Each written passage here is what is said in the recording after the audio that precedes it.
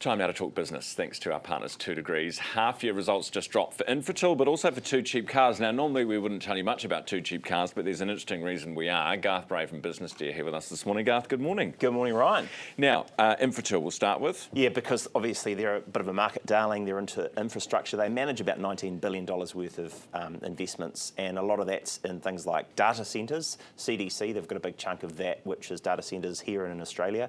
They're also a big part of Long Road Energy in the States, which is supplying all those braggawatts, as they call them now, not megawatts or gigawatts, braggawatts. As all these CEOs say, we've got another gigawatt of power for our new data centre. New phrase, just entered the lingo there. So they're part of that story, and they've announced, I think, about a $514 million increase in earnings for the half year, so up 7%, saying things are nicely. The overall guidance for the period, the full 12, is sort of trimmed back a little bit. We'll see what the market makes of that.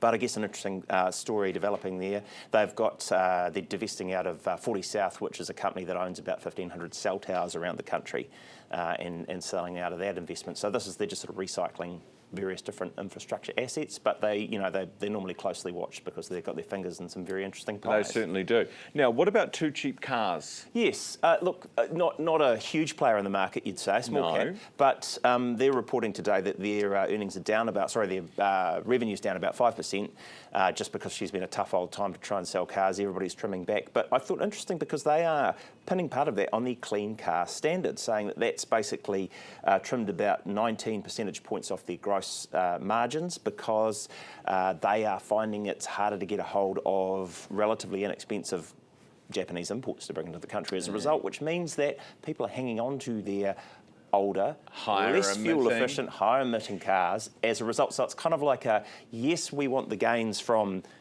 the better cars coming in, but if it's more complex and costly and so on, then they don't come in, and then you're sort of stuck back. Kiwis love hanging on to old cars. No, they do. But same thing happened with the trucks, and the big trucks that they're taking freight around the country. They had the same clean car, clean freight rules, and then people hold on to their older trucks, and they're all diesel and higher emitting and.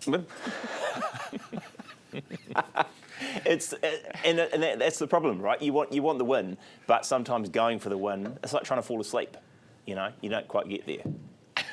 No, it's exactly like trying to fall asleep. The harder you try to fall asleep, you can't quite get there. No, I suppose, yeah. Yeah. All right, Garth, thank you very much for that.